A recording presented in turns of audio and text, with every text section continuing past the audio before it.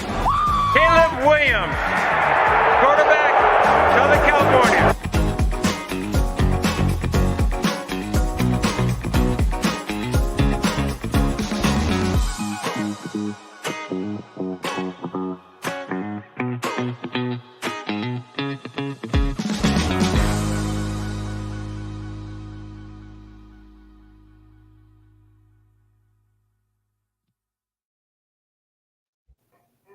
What's up, Bears fans? Welcome back. Willis Twin Towers Chicago Bears podcast.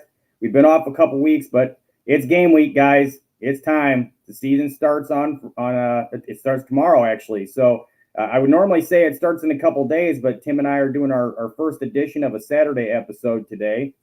We had some stuff going on. Tim's got some stuff with his son and playing ball, so he can't do Friday nights right now. But everybody who's here, we appreciate you being here on this lovely Saturday morning. Got college football today. And like I said, big game tomorrow. We start the season off against the Titans. So we're really looking forward to that, and we'll preview that a little bit for you today. Before I send it over to Tim to introduce himself, I just want to remind you guys real quick to please like the video, subscribe to the channel at Barroom Network here on YouTube or wherever you get your podcasts from, like Spotify or Apple.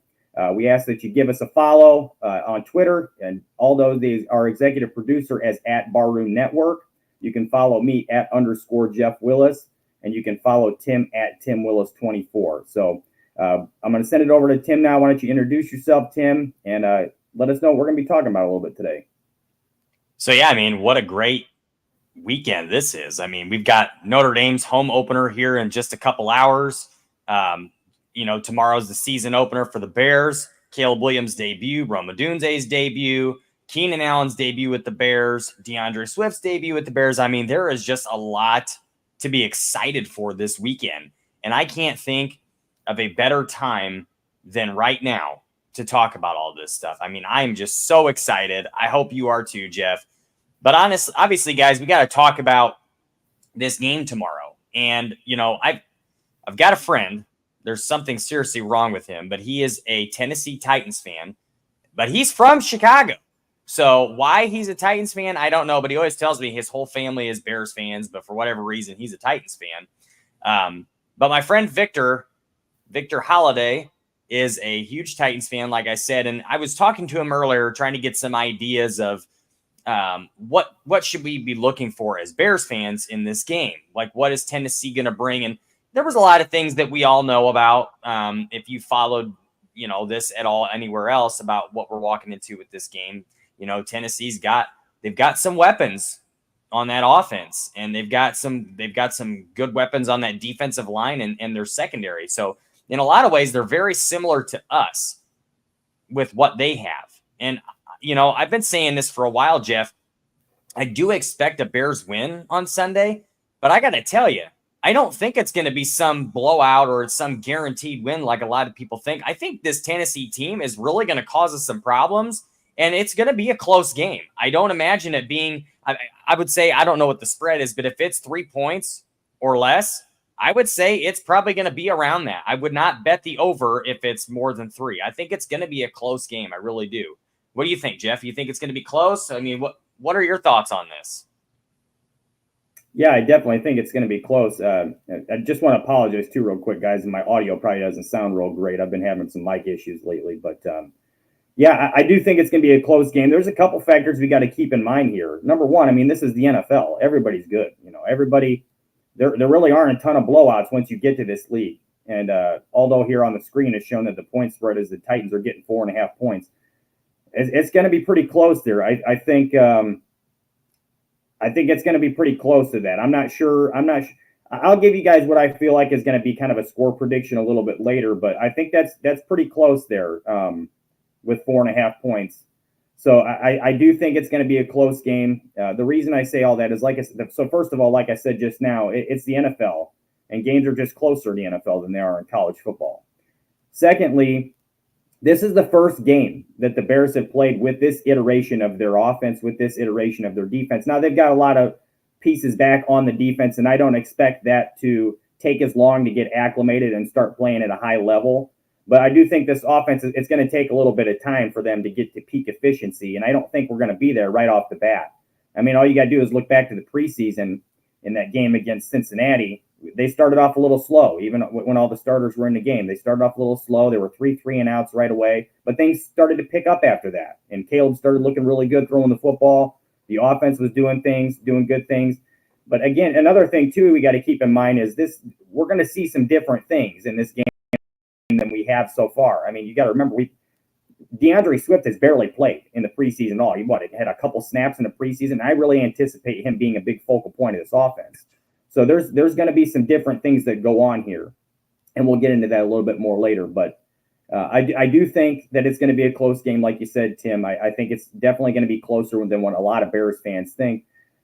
You know, a lot of people look at this like on paper. Okay, on paper, the Bears have a better roster. On paper, the Titans look like they're kind of in the midst of not a rebuild, but they're not quite a competitive team yet as far as like competing for a playoff spot, in my opinion. That being said, again, it's the first week of the year. It's going to take some time for this all to come together and gel. And I don't anticipate not having some bumps and some growing pains right off the bat. And Tennessee's got a good defense too. They've just got a good team in general. They're not bad. You know, it's like I said, they're not right, in my opinion anyways, they're not where they need to be to start competing yet. But they've got some pieces, and we'll talk about them a little bit more later. But the defensive line is no joke. Jeffrey Simmons has been a stud in this league for several years now. On the offensive side of the ball, they've redone their offensive line, and Aldo's got a graphic here of the offense and the defense. But just looking at the offensive line here, some couple things I want to mention. They've redone this line. Peter Skoronski was their first-round draft pick last year. A lot of Bears fans liked him. He went to Northwestern. He played tackle in college, and a lot of people thought that he could play tackle in the NFL, but he's got short arms. He projected more as a guard, and sure enough, that's where he ended up in Tennessee. But he's a pretty good guard.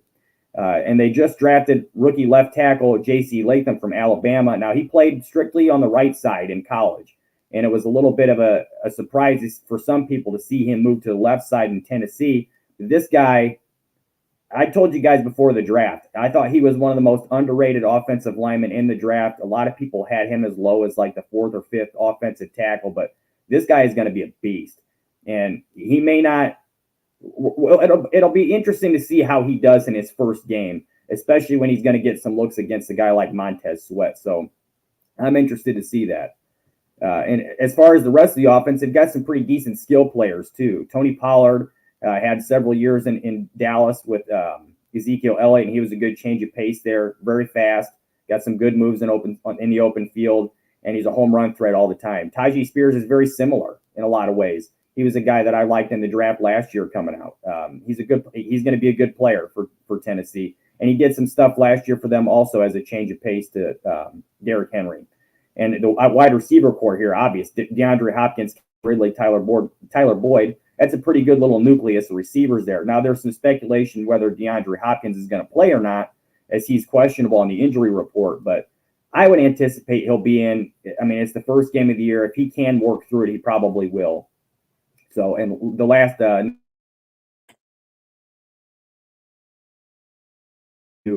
I liked him also coming out of the draft. I believe he's a third-year player, and he can be pretty good as well. So we'll see what happens with that. But do you have any thoughts, Tim, on this on the offensive side for Tennessee before I kind of move on and talk a little bit more about the defense they've got?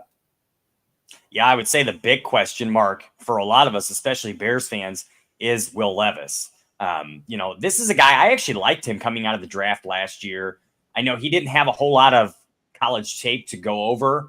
There were some really big moments, and there were some moments that were just meh. But he was a guy that, I mean, the arm talent is spectacular. I mean, he's got an incredible arm talent. It's just whether or not this can translate into the NFL was a big thing. And last year he had that game where he threw for 300 or 400 yards and 4 touchdowns. And obviously the rest of the way, he didn't do a whole lot after that. But it's one of those things, like, he obviously has that in his game because he's done it in the NFL. So is this something that Tennessee can develop into a consistent thing for him? Or is this just a once in a lifetime thing that he did? So it's one of those things, only time will tell. But we don't have a big sample size to know what he's going to be at either. So to me, that's the big question mark here. The offense, I actually like Tyjae Spears better than I like Tony Pollard. And I think that the reason that they felt good about getting Tony Pollard is because they have Tyjae Spears as well. And Pollard showed that last year he's not really that great as the lead back. He needed that complement, and he didn't have that last year, and he didn't have a very good season. So I think they felt really good about bringing him in because of Tyjae Spears. And honestly, in my opinion, Tyjae Spears should be the lead back, and Tony Pollard should be the change of pace, just like he did when he was in Dallas. And he outplayed Ezekiel Elliott there at the end last couple seasons because of that. He had the fresh legs, and he outplayed him. He did. Tony Pollard looked good for years. And then, like I said, last year as the lead dog, it just wasn't his game. He was not very good as the lead back. So, but I do like Tyjae Spears a lot. Obviously, this wide receiver trio is pretty good. Tyler Boyd being the lowest of the three. He's had a very consistent career, never anything, no flashy, huge numbers, but he was a reliable target in Cincinnati. And then Calvin Ridley had a big bounce back season last year after not playing for, I believe it was nearly 2 full seasons, with the mental health things that he was sidelined for, and then the gambling thing or whatever. I believe it was gambling that he was suspended for. So, he had a pretty good bounce back season last year for Jacksonville. It was their best receiver last year, and they had quite a few good ones last year as well. And then obviously DeAndre Hopkins, who's probably, towards the end of his career right now, as far as what he's got left in the tank of elite production, but he's still a very reliable receiver, and he's good. He's great, got great hands, good route runner. He's open a lot. So, and that's the big question mark for this game is he going to play? My friend tends to believe that he's not going to play, that he's probably not going to be available. He believes the injury is more serious than what they're letting out. He said it was an MCL injury about 3 to 4 weeks ago, and that's not something that you just get back from quickly. It's going to take time to heal, and especially if it's torn. So that remains to be seen. We'll find out. But if I had to guess, that's definitely going to be a game time decision, and we won't know that answer until that time. That would be huge, though. Not having him would be big for this defense because now you only have to worry about those 2 receivers, and we have 3 great corners. So I'm not really concerned about that part of it. So, and then speaking of, I'm sorry to cut you off, but I was just going to say, speaking of knee injuries, I don't know if you guys saw last night in the Packers and Eagles game, Jordan Love with 5 seconds left in the game suffered a leg injury, and there's a lot of speculation going on about what it actually is. There's no real news on that yet, but there, like I said, there has been some speculation on what it is. I've heard ACL, I've heard ankle issue. We're going to have to wait and see what happens, but it did not look good. If anybody got to see the replay afterwards, there's a close-up shot of what looks like his knee buckling a little bit. It looked like it popped a little bit on the close-up shot replay. So it doesn't look great. We'll have to see what happens. You never wish injury upon anybody, even if it is the Packers. So, I mean, hopefully he's okay. We'll have to wait and see, but it definitely did not look good, and I'm going to be interested to see what happens. So if you guys see any news on that, if you get any news in that, please throw that in the chat so we can see, but there hasn't been anything yet today as far as a real update on his injury. But like I said, sorry to cut you off there, Tim. I just wanted to get that out there because it's some big news for us. No, you're fine. I was just going to say too, as much as I hate Green Bay and I don't like Jordan Love already because he's a Packer, my heart still goes out to that situation in his family. Like, nobody wants to see that happen. I want to beat Green Bay with their best quarterback. I don't care who that is. I want to beat them when they're at their best, which is something that the Bears have not done yet. So, or at least in a long time. But that's what I want to see. So I feel for the situation. I don't want to talk badly about his injury, and it's not something to celebrate, in my opinion. It's a human being. So, but to go back to the offense, the tight end, Okonkwo, he's pretty good as well. He hasn't had a ton of production numbers, but he's a good tight end, and he has had success in the NFL. And that offensive line, I kind of want to lean into this a little bit before we go to the defense, Jeff, because this is something that they've really talked about, and that J.C. Latham, if you guys do not know, J.C. Latham was the 7th overall pick in the draft out of Alabama. He played right tackle his entire career at Alabama, and Tennessee drafted him to be their future left tackle. And that's where he's been all of camp, and he has looked really good from all reports out of Tennessee, which is, for this game, that's not necessarily a good thing for us, but that's something that we should be watching out for. Now, I will say, do I think that Montez Sweat is going to have his way with him a little bit for the most part in this game? Yeah, I think this is not a game you want to walk into for your first NFL start against Montez Sweat, because I'm sure he will face him multiple times in this game. And that is not somebody that you want to start off with. But with that being said, he's looked good there. He has looked good in camp from all reports I'm hearing out of Tennessee. Obviously, Skoronski, which you mentioned as well, a lot of people believed was a tackle in the NFL. But, most NFL analysts would tell you that he didn't have the arm length for that. And they project him to be a guard. And he's a very good guard. And a lot of people weren't sure how Callahan would feel when he walked in. And he said, absolutely, he's a guard. And he's a really good one. So Callahan liked him as well when he came in. And then Cushenberry, obviously, is a Pro Bowl center in the NFL. I believe he came from Denver. They signed him. Yep. And then the right side of the line, it's a solid line, at least from left to right. In my opinion, that's probably where it's at. And we'll see how they hold up.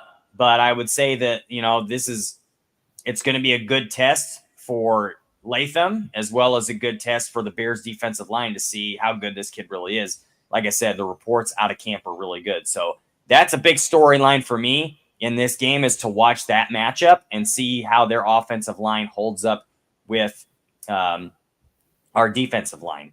And then obviously, Jeff, let's go into this defense thing. I'll give you some things and we can talk about it here. But the big thing for me is obviously Jeffrey Simmons is a game wrecker. The guy can take over the game by himself. They can move him, and they will move him all up and down the line. He will play end. He will play defensive tackle. He's really good. He's a stud in this league. One of the best three, probably, maybe even the best outside of, Kansas City's tackle. I can't think of his name right. Yes, thank you, Chris Jones. Outside of him, Jeffrey Simmons is probably the best interior defensive lineman in the NFL, or at least definitely top three. It's very, very good. You can make an argument. There's several good ones, like Quinnen Williams from the Jets and Dexter Lawrence from the Giants. Those guys are all four absolute monsters. So, yeah, you can make an argument for them. Right. And then, obviously, the addition this year they got in the second round, Tavondre Sweat. There's a lot of there were some off-the-field things with him and some on-the-field things. So he's kind of the second-round pick might have been a reach for most teams. I'll say that. But he's a very good player, and he's a massive human being. But he's incredibly athletic for his size. So, and he's going to be in the nose tackle for them. So that 1-2 punch there will be interesting as well for our offensive line. Known as a run stopper for sure, Sweat. So we'll see that. But that could be a very good. Those Texas defensive tackles this year that came into the draft were very highly touted. And if you guys don't remember, a lot of people were really clamoring for the Bears to take the 3 technique out of Texas. I'm blanking on his name right now, but that was what a lot of people wanted the Bears to draft. Yeah, I know. I can't think of it. Byron Murphy. Byron Murphy. Yeah, Byron Murphy. A lot of people liked him. So those 2 tackles there were very good and highly coveted in the draft.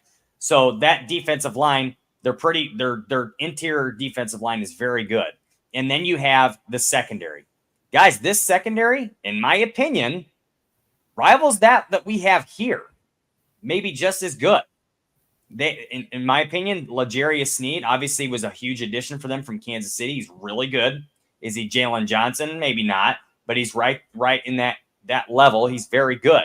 And then Roger McCreary, the nickel, who's really good. He's right there with Kyler Gordon, maybe even a little bit better than Kyler Gordon at this point in their careers. Mm-hmm. And then Chidobe Awuzie.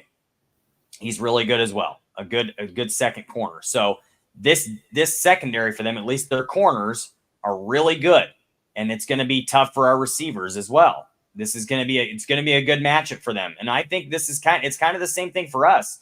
Our defensive backs against their good receivers they have, especially if Hopkins is healthy, and our excellent receivers against their really good, excellent / whatever you want to call it, corners as well. It's just going to be a really good matchup both ways.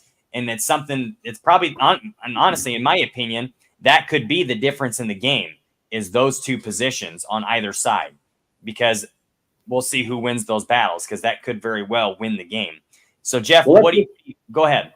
I was just going to say, let me get into that a little bit because there's some interesting things I wanted to mention. So number one, one of the matchups that I'm really curious to see, speaking of McCreary, is whoever lines up in the slot against him, which I would imagine would be Keenan Allen most of the time. But whether or not Rome lines up in there or not, or maybe DJ lines up in there a little bit, I'm sure Tyler Scott will line up in there some. But the reason I mentioned this in the first place is because as good as Roger McCreary is, one of the things that was kind of, I don't want to say necessarily a bad thing, but something that was not looked at him as a positive is he has short arms. And for a nickel who's going to be going against a long receiver like someone like Keenan Allen or Rome Odunze, that's going to be an interesting challenge for him because both of those guys, especially Rome, can really high point the football and can really. Well, and before you go on, Jeff, this is important too because their defensive coordinator went out and said that they plan to press those Bears wide receivers at the line. Now, is that smoke and mirrors? I believe it probably is mostly.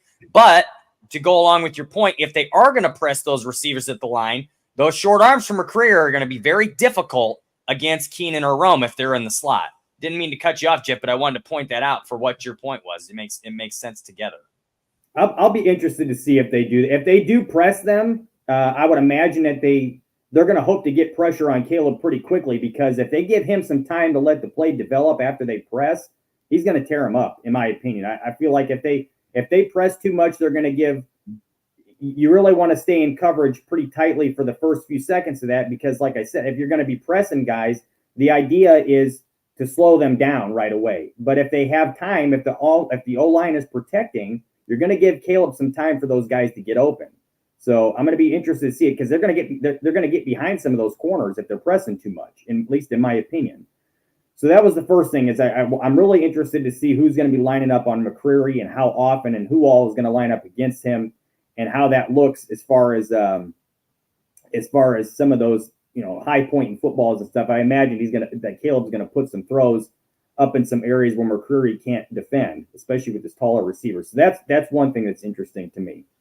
Another thing that I'm going to be looking out for is, and we've mentioned this a few times in the past, I'm telling you guys, DJ Moore, this dude is going to have a huge season. And the reason, there's a couple reasons I say that. So first of all, I'm excited to see how he does against L'Jarius Sneed in this game because I imagine he'll be going up against him relatively often.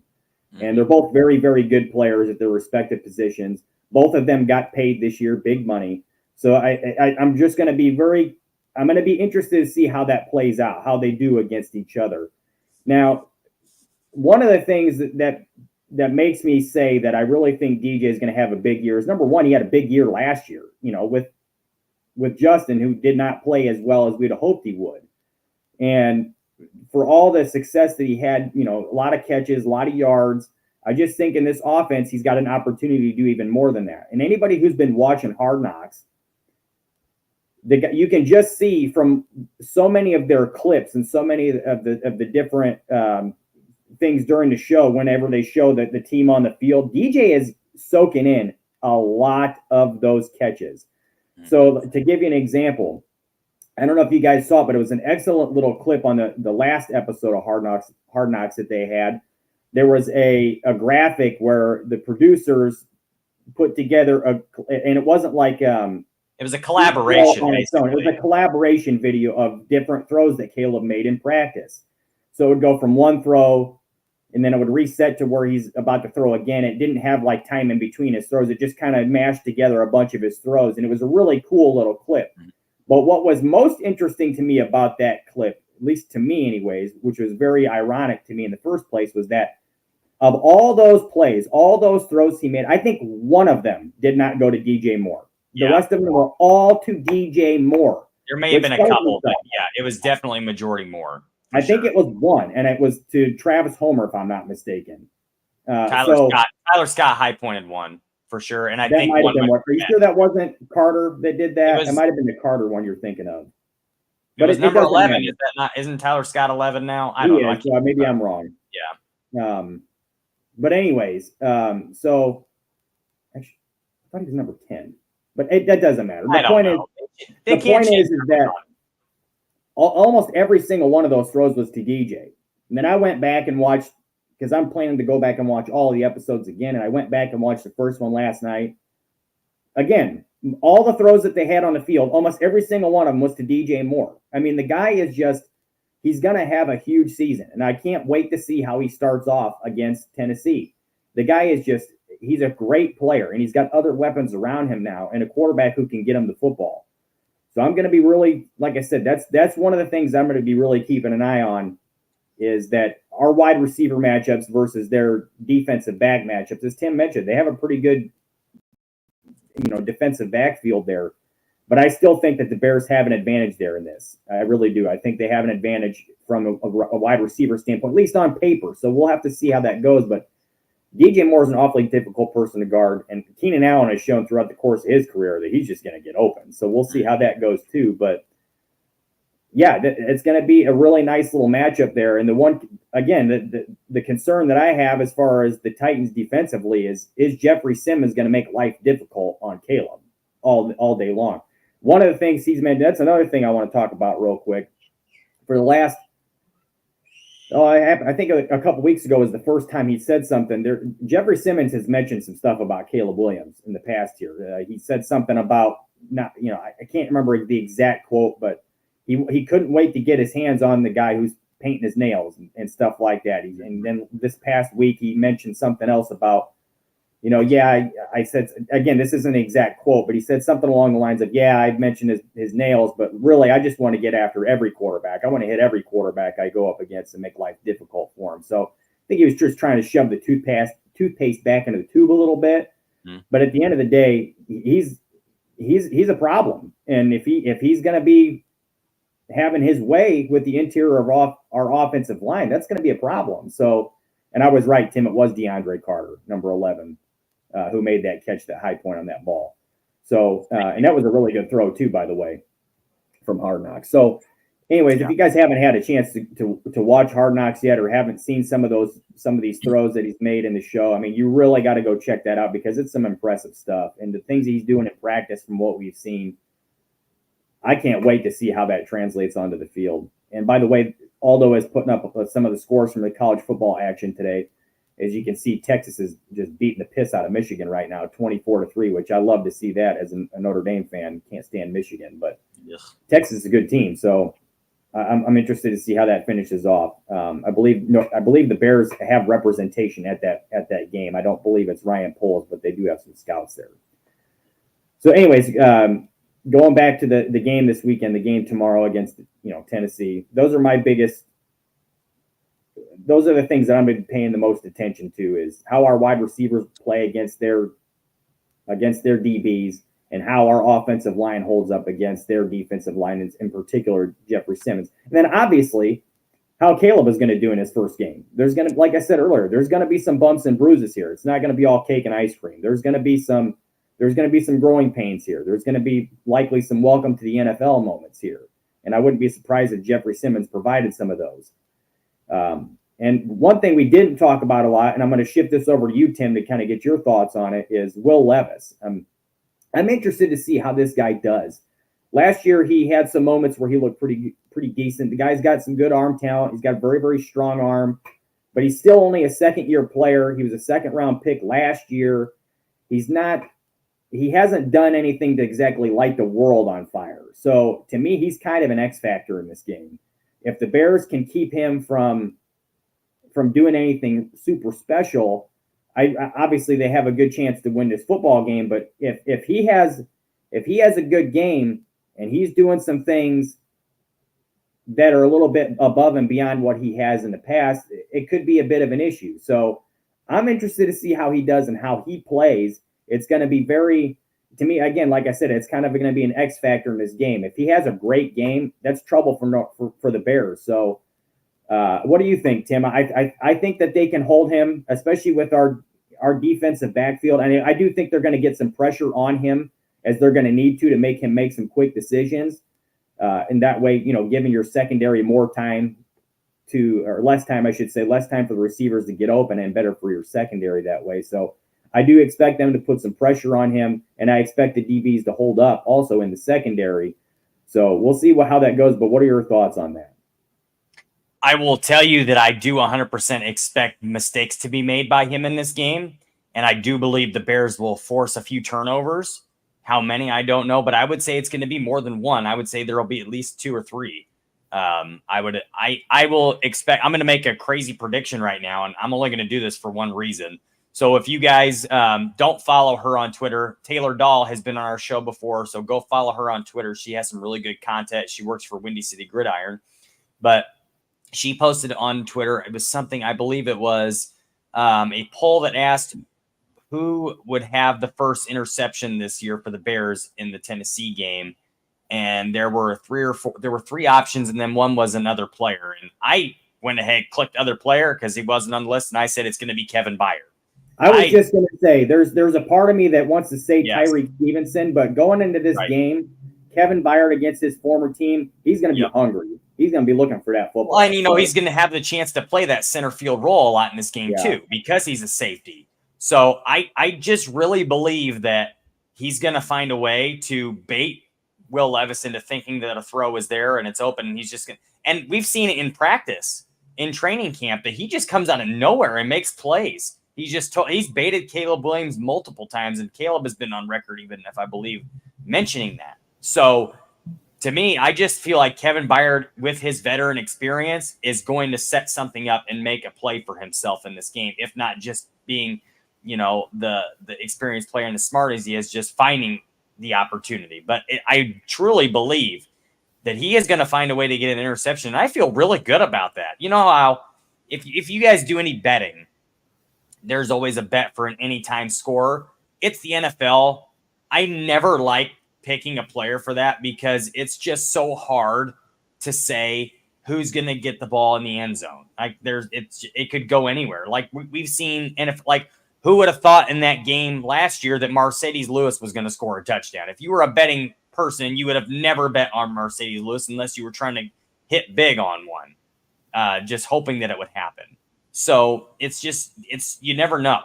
But I would feel better about betting on an interception from Kevin Byard than I would be on a player scoring a touchdown. I would feel better choosing Kevin Byard to have an interception than DJ Moore score a touchdown in this game. I just would. And I know that's probably more likely that DJ Moore would score, but I just have a feeling that Kevin Byard is going to be all over the field.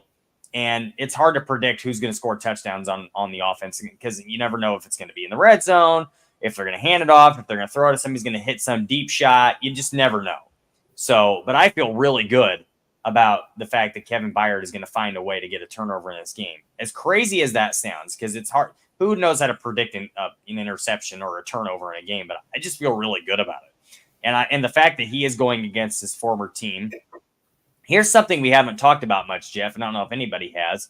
Assuming he'll play, which you never know with this guy. He could have some nagging something going on. Nate Davis going up against his former team. Do you think that maybe he's going to have a little bit of extra juice for it? Now, he signed with Chicago, so it's not like he was traded away and there may not be any bad blood in Tennessee. But the fact that you are going up against your former team, that should, I would think, bring a little bit more, like I said, a little more of that juice, a little more energy to the game. What do you think, Jeff? Well, I'm sure he's going to be ready to play against his former team. I'm sure it'll bring a little bit of extra something. I mean, that's human nature. You leave a place, even if he wasn't traded. I mean, it's not like, I don't know if they offered him a contract or not, but he obviously didn't get offered the kind of contract that the Bears gave him. So, there could be a little bit of, well, if you guys really wanted me, you should have offered to pay me, and I'd still be there, kind of thing. So that could be going on. I just think he's got a lot of reasons to play well. I mean, Bates has been practicing in full again, so he's got Bates breathing down his neck at right guard.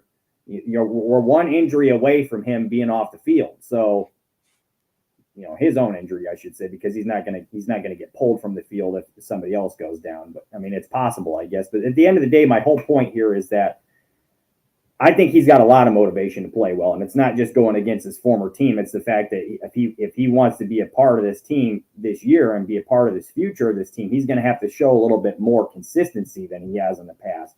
He's going to have to stay reliable and on the field.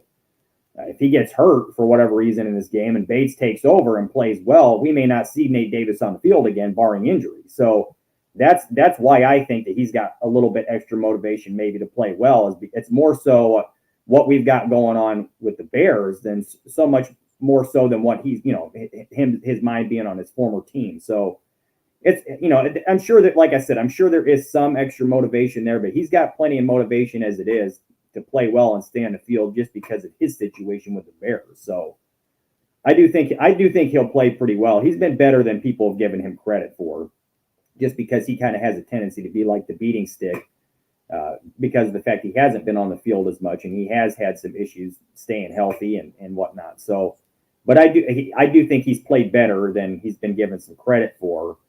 So I think he'll be all right. It's a tough matchup if he's going to have to go up against Jeffrey Simmons some in this game, which I'm sure he will, being an interior defensive lineman going against an interior offensive lineman.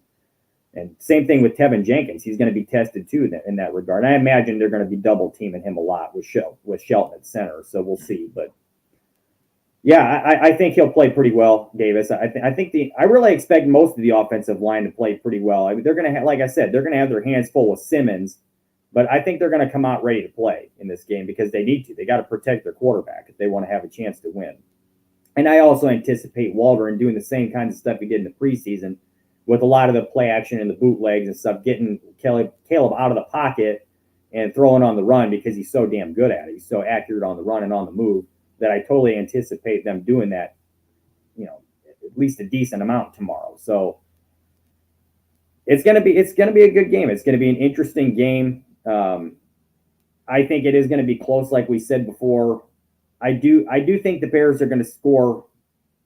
They're going to score a decent amount in this game. I don't know if they get to 30 or not, but I could see several different players getting in on the action here. In my personal opinion, this is not exactly a prediction, but I wouldn't be surprised to see DeAndre Swift score in this game.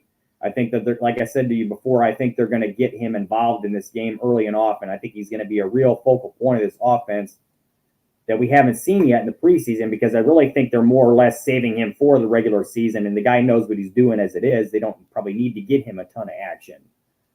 So, he's going to be a big part of the offense. They're obviously going to be trying to push the ball into the hands of the receivers to get in the end zone as well. And you said you weren't sure that DJ would score a touchdown. I wouldn't be surprised to see him score tomorrow. I'm not saying that wouldn't surprise me either. I think he very well. I don't want to make predictions. I hate doing that, but I think he is going to score. I think he's going to score, and I think Kmet could be a good opportunity to score too, because he's been getting a lot of targets also, and he was voted a captain. His locker is right next to Caleb's. They're close, and I just think he's due for a big year too.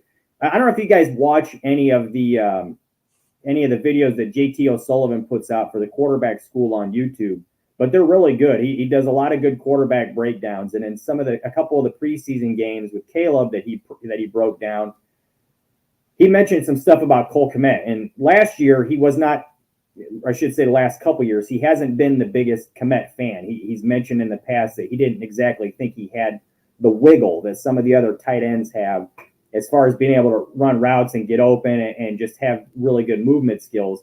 Whereas now this year, after watching a couple of games, he mentioned 85 has some real speed now. He's moving a lot better than he'd seen on tape before.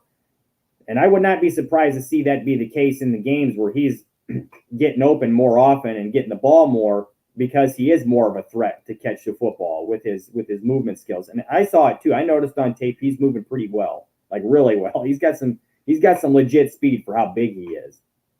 So and he's a red zone target with his size. He has been for a couple of years now. So I think that's, if they get into that area, get into that red area, and they have a chance to score, I would not be surprised to see the ball going towards Kmet in those opportunities as well. So I do think it's, like I said, I think it's going to be a close game. I don't think it's going to be any kind of blowout by any stretch. And again, I don't really like making predictions, but I do think in this game, just for the sake of doing so, because I'm sure you guys are going to want to know how we think it's going to finish, I think it's going to be something along the lines of like 27-20. I think the Bears score a few touchdowns, get a couple field goals, and they hold Tennessee to, 20 points under 30 for sure. I mean, the defense is just too good. So that's what I think it's going to look like along those lines. Do you have a certain prediction where you think it's going to fall, Tim? I'm honestly lower. I think it's going to be like 17-13 Bears. I just think it's going to be a low scoring game. Defenses always have the advantage at this time of year. I don't think that Tennessee's offense is going to score that many touchdowns with Levis. They may get some rushing touchdowns. You also have to drive the field, and it's not. I don't necessarily know that we'll see what Will Levis can do, but in the past he hasn't really done it. And this Bears defense is very, very good. And if you're going to try to run the ball, and I just don't see them having a ton of running success tomorrow. I really don't. Not against that Bears defensive line and those linebackers. Yeah, nobody really has that great of success running the ball. That's what I'm saying. So I just don't. I don't see them moving the ball all that well against this defense, which tells me it's going to be a low-scoring game. But yet, at the same time, I also don't expect the Bears offense to be all cylinders go right off the bat. I think Caleb's going to have his struggles in this game. I would not say that Caleb is going to be turnover free. He's probably going to have some turnovers himself as well. And, I'm sure in general, this offense is not going to be clicking, like I said, on all cylinders right off the bat. It's going to take some time. So I don't know that they're going to put up a ton of points either. I do think that this offense is probably going to be a little bit better than Tennessee's. And I think our defense is also a little bit better, which is why I believe the Bears will win, because I think we do have an advantage on both sides as well as special teams. And we have a very good special teams coordinator as well. So I just think it's going to be close, like we talked about, but I think it's going to be a very low scoring NFL game compared to what we're used to in this day and age, because these defenses are so good and these offenses are both also very unproven. So that honestly is like I said, 17-13 is my prediction, 17 Chicago for the win. But again, I think it's going to be close like that and low scoring. But to me, Jeff, let's talk about this game as far as not X's and O's necessarily, or not final score. What do we really want to see accomplished in this game? Because to me, I want to know without a shadow of a doubt. Now, after what I've seen from the preseason, I already believe this, but I want to see in a regular season game without a shadow of a doubt that Caleb Williams is the franchise quarterback of the future. That is what I want to know after this first game. Like I said, there's going to be the moments. That's going to last for one game. Well, let me explain. I'm not saying that I expect it to be perfect. What I'm getting at is, and I think it can be done in one game, because what I'm talking about is, I know there's going to be the mistakes. I know those things are going to happen. I want to see how he responds from those situations. And at the same time, I want to see some of that splash that we've seen in the preseason and in training camp and in practice. I want to see some of that splash in a regular season game against a pretty good defense. And it's their first defense, not preseason second and third defenses. If he can show me those things in this game that makes him a little bit different, that will give me a lot of confidence. Now, I'm not saying that he may have some bad games in the future and I may second guess and question, but if I can see that he responds to adverse situations in his first NFL start, and he can show that he can come back from that and not do the heavy breathing and being all, you could just see that the confidence is still there. It hasn't, like you mentioned last time we were on with Justin, he would have a bad moment and you could see that he lacked confidence. And that's something that has been talked about with him in Pittsburgh as well already, is that he just lacks confidence. But if we can see that even in the bad moments when he faces adversity and he comes back out and he's still confident and he knows it was a bad moment, but he's not letting it dwell, that will be a big step for me. If we can see that, that tells me what kind of player he is right there. But I will say at the end, I'm not saying this will happen, and I hope it doesn't happen, but if the Bears were to lose this game, I want to see how he responds at the end. He's not lost yet as a Chicago Bear because they went undefeated in the preseason. But I will be interested to see how he responds after a loss. because in my opinion, and a lot of people's opinion, the way he responded after a loss at USC is not the way you want to respond in the NFL. It's not. You have to, I understand, you get emotional. I understand that, this is college and the generation now is a little bit different than what it's been in the past. But at the same time, you have to show that you are a leader in those situations. You can't let your emotions get the best of you at the end of these games. You have to come out and show that you are the leader, like I said. So I'll be interested to see how he reacts after a loss, but hopefully it won't be in this game. So, but that's something I'm really looking forward to, is to see if he is going to be the guy. And I think we can learn that after one game, after those things I just talked about. So I don't know. What do you think, Jeff? What do you want to see from this game? Well, so first of all, just to kind of piggyback off of what you were saying, I do think that he's certainly going to show some things in the game that make you go, okay, that's why he was the number one pick. He started showing it in the preseason already. He's been showing it in training camp. There's some throws and some things that he does that are just not like other guys. Other guys just cannot do. So I do believe we're going to see some of that. Absolutely. I want to see how cleanly he can operate the offense. I want to see that they do in fact have the cadence issues cleared up, that they are able to operate the offense the way it's supposed to, that he can play in structure, which he's shown an ability to do.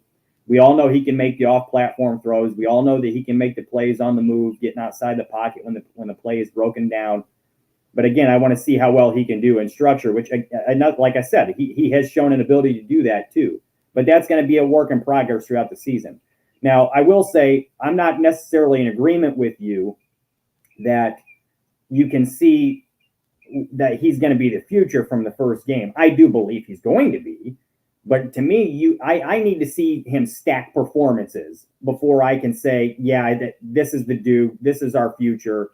I believe that to be the case. I believe that he is going to show us that. But until you just don't know. So that's why I say I got to see him stack performances before I say I know that this is the guy. I believe he is, though. So that being said, I want to see him, as Illini McGee says in the comments in the chat here, quick, precise reads from the pocket. We know he can cook off platform. And that's basically what I just said. We know he can play off script. We know he can make throws, outside the pocket and off platform. But he also made some throws in the Cincinnati game where he's making quick, precise reads from the pocket. Now, we can argue whether or not we liked some of those throws or not, but he was quick, he was decisive, and he got the ball out. And I think we're going to continue to see that, and it's only going to get better and better. Now, what I want to see from this team in this game, I obviously want to see Caleb do some of his special. I obviously want to see him, like I just said, play well from the pocket. But the most important thing to me is there's two things in football that piss me off more than anything in the world: penalties and turnovers. I cannot stand watching that stuff. It's like, undisciplined football is the most annoying thing in the world to me, and I can't stand watching it. That's part of the reason why I'm not nearly as big of a college football fan as I am an NFL fan. I just feel like the discipline and the skill level is one thing, but just the discipline and the awareness is on a totally different level in the NFL. And I'm going to be very upset if the Bears are constantly penalized in this game and if they're turning the ball over a ton. I want to see ball security, both from Caleb and from anybody else who has a ball in their hands after a catch or on a run, whatever. Ball security, don't fumble it, don't throw interceptions. And for the love of God, keep the false start penalties, the holding penalties, all those things to a minimum, because those are the things that break your back and make things difficult for you, especially on offense. If you're backing yourself up with false starts and holding penalties all the time, it's going to be awfully hard to drive the length of field and score. You got to be able to preserve your drives, and to do that, you got to stay ahead of the sticks as often as possible. And Illini mentions that he wants to see Waldron's play calling. That's going to be interesting to me too. He's shown some things in the preseason that makes me pretty optimistic, and he obviously showed a lot in Seattle that made me optimistic. But I want to see how he caters to the skill set that he has here in Chicago. We've seen all the play action, the bootleg that he's been doing with Caleb. But I want to see how else he's planning to get the ball into some of these other guys' hands Or just another real quick mention about Hard Knocks here is in the last episode when they were paring down to the 53, they were talking about all the guys that, who were kind of on the cusp and what they wanted to do. And there was a meeting with some of the offensive personnel, and they were talking about Willis Jones. And Waldron, after Chad Morton had said that he was going to bang the table more for Willis Jones than anybody, which was a little surprising to me. After Morton said that, it was the running backs coach, by the way, Waldron went out of his way to say that he has shown a lot of growth and that he's a very, very difficult skill set to pass up on. So I think he's going to try to get him involved. And, you might not see him all the time. I wouldn't expect that because you got a lot of other playmakers on this offense.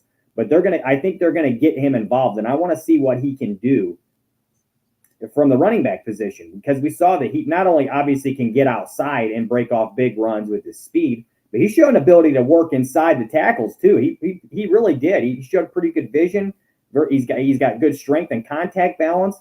I'm interested to see that. So, yeah, like I said, I don't want to get too far into a tangent, but the number one thing for me, like I said before, is keep the penalties and the turnovers to a minimum, play solid, clean football, and I think they're going to have not a chance to win this game. They should be favored to win this game with all that, which they already are favored as far as, the betting and gambling perspective of it. But I just think that, if you keep those mistakes to a minimum, I don't see a world where they get outplayed unless they just lay an egg. You know what I mean? So that's the biggest thing to me. Just play solid, clean football, no penalties, no turnovers. And I do want to see the defense get after it and be punching at the ball and pick off some passes, which that's what they preach. That's what I anticipate them doing. So it's going to be a good game. It's going to be a real good game. There's a lot of good comments you guys have in here about it. And real quick, just a reminder, because we don't have a lot of time left. Any questions you guys have that you want us to answer, throw them in there real quick so we can get to them here at the end. But yeah, I like a lot of what you guys are saying here. Victor says, win the war in the trenches. That's absolutely a huge part of it. You've got to be able to protect your quarterback, and you got to be able to get after theirs. You got to be able to stop the run as well. You got to be able to run the football on the offensive side. That all starts up front. And the Bears showed last year that they can run the football, that they've got good offensive linemen who can win in the run game. So I want to see how that goes. I also want to see how well they play in pass protection, because that's going to be a big thing with Caleb back there as a rookie. You got to be able to protect the guy. And I do want to see more from the defensive line from a pass rush perspective. It can't be all on Montez Sweat, who, by the way, he's been very impressive to me, not just his play on the field, but seeing the kind of guy he is on Hard Knocks as well. And in his interviews, I just really like Montez Sweat, and I think he's a great piece for this defense. So you guys making really good points in here. Is there anything you want to say, Tim? Yeah, I do really quick. And after the chat was mentioning it with Waldron as well, I want to get into something really quick, because this is something that's been talked about a lot, especially out of Seattle. It sounds like a lot of Seattle fans weren't very upset to lose Shane Waldron.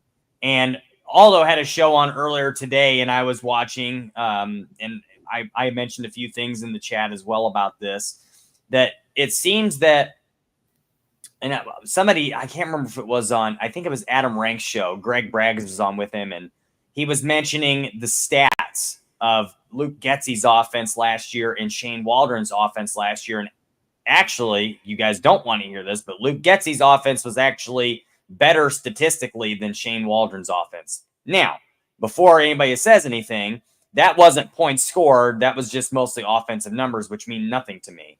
Shane Waldron's offense scored a lot more than Luke Getsy's offense did, number one. Number two, talking about statistically, like numbers-wise, like yardage, yes. Running percentages, numbers, everything. It was, as far as statistics went, not scoring statistics, but just pure statistics, yes, Luke Getsy had the better offense. However, with that being said, like I said, numbers don't – you got to see what's on tape too.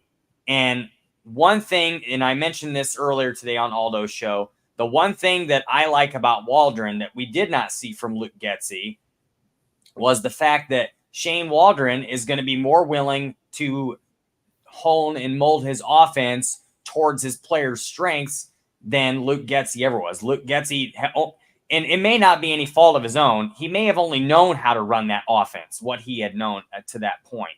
He may not have been comfortable or well enough of a coordinator to create an offense that would play to players' strengths. It made, it's pretty obvious, you just call some plays towards Justin Fields' strengths, which he refused to do. But again, that could be, his lack of confidence in his own ability to do that. However, like I said, that was just something we didn't see, but it's something that you do see in Shane Waldron's offense. He does a very good job of calling an offense and creating an offense based on his shell of I'm going to try to say this again. Based on his version of the Shanahan-McVay offense, he is able to make it his own and play more to players' strengths while still following the scheme. Something that we have not seen here in a long time. We saw this with Matt Nagy. He refused to play towards player strengths because it was his way or the highway, because he felt like his offense was so great, everybody should just play under his style, which you got him fired in the long run. But again, this is something that Seattle did see out of Waldron, and I think with the weapons that and let's face reality, let's look at Seattle's weapons last year and let's look at Chicago's weapons this year. On paper, we have a much better offense than Seattle had last year. I think we have the better quarterback. At least I hope it would. Now Geno's got more proof. He's proven it in the NFL. Geno's played pretty well the last couple of years. That's what I'm saying. He's very underrated. He has proven it in the NFL the last few years, no doubt about it. But let's be real. The arm talent, it's not even close. It goes Caleb Williams' favor for sure. Number two, they have a one dynamic wide receiver and another wide receiver that's Mr. Reliable. I'm talking about DK Metcalf and Tyler Lockett. But again, DK Metcalf only has one, he's not a very polished receiver. He's very good at one or two things and okay, not so okay in others. And so, again, this is where Shane Waldron played towards DK's strengths, which was not something that they had done before Waldron got there. But Tyler Lockett, again, he's more of that little Swiss Army knife receiver for them, and he used to be a return man as well.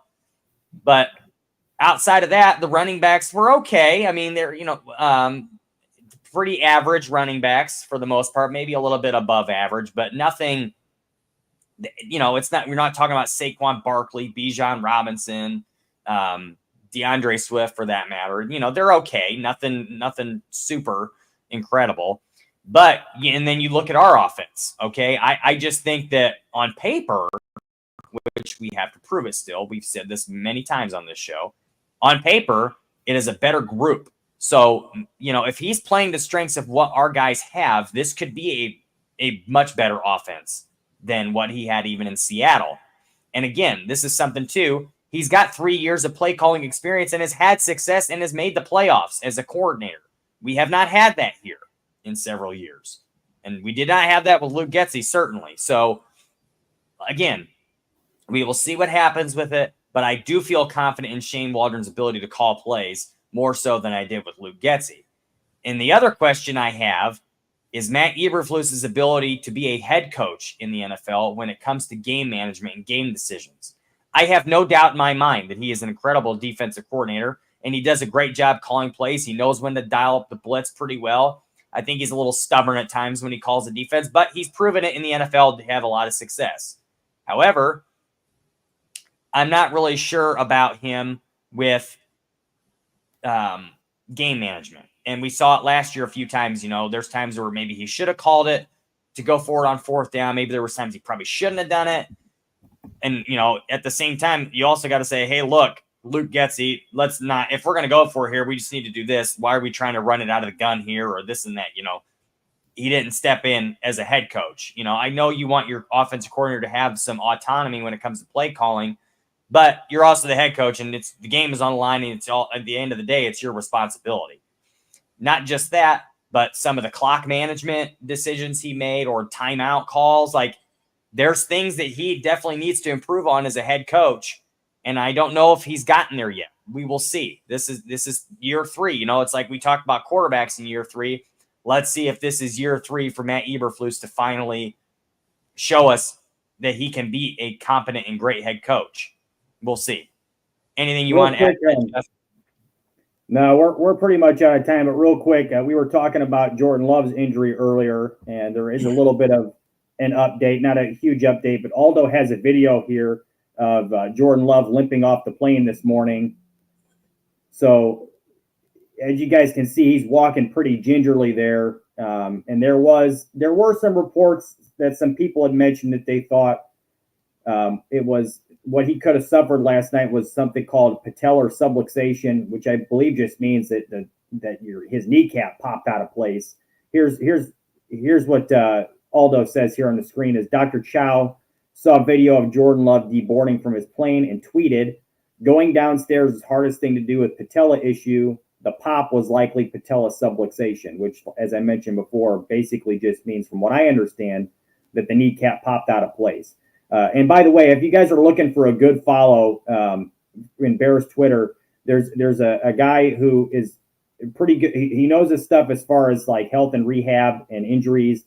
He's a Bears fan. I believe he contributes to Windy City Gridiron. His name is Mason West. So give him a follow. He's good with this kind of stuff. And when he sees injuries, he usually has a pretty good take on them, and it gives you a little bit of an idea of what's going on there. So he was saying something about that this morning also. But that's big news for us as Bears fans. Like I said, you never wish an injury upon anyone, but it's going to be interesting to see how that goes, how long he's out for, because if he's out for several weeks, the Bears don't play the Packers till later on in the season anyways, but if the Packers lose several games while he's out, it could take them out of the playoff picture. So we'll have to wait and see what happens, but hopefully he gets better and you know, he isn't hurt for too long. But Aldo has on the screen here, you can follow Mason West at West Sports PT. So definitely give him a follow, guys. He's a good follow. And like I said, I believe he contributes to Windy City Gridiron as well, who's another really good source for Bears content. So